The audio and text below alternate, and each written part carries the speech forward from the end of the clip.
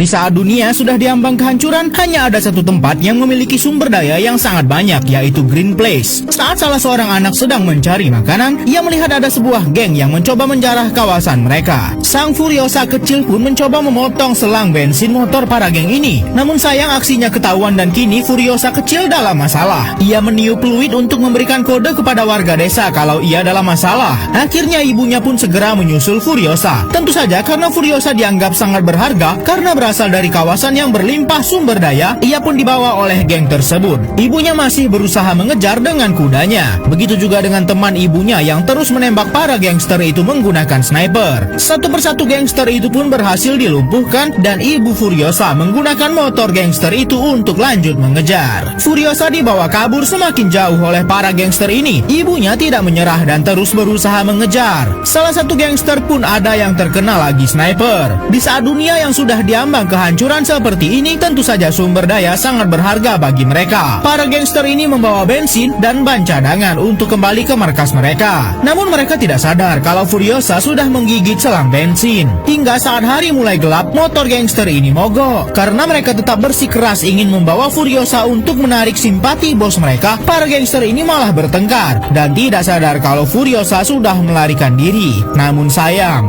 usaha Furiosa tidak berarti apa-apa karena ia kembali tertangkap. Walaupun sudah menempuh perjalanan yang jauh, sang ibu tidak menyerah. Namun ibu Furiosa hanya memantau dan menyerang dari jauh terlebih dahulu karena para gangster ini sudah semakin dekat dengan markas mereka. Setelah menyerang beberapa gangster yang menculik anaknya, ibu Furiosa tak bisa meneruskan serangan karena Furiosa kini tepat sampai di markas gangster yang menculiknya. Para gangster ini sangat menganggap Furiosa berharga karena ia berasal dari kawasan yang sangat penuh dengan sumber daya di tengah dunia yang sudah mulai hancur. Furiosa pun akan dibawa menghadap pemimpin di sini, namun Furiosa tetap mencoba melawan. Setelah dihadapkan dengan Dementus yang merupakan pemimpin gangster di sini, Furiosa terus didesak untuk memberitahukan di mana tempat asalnya yang memiliki banyak sumber daya itu.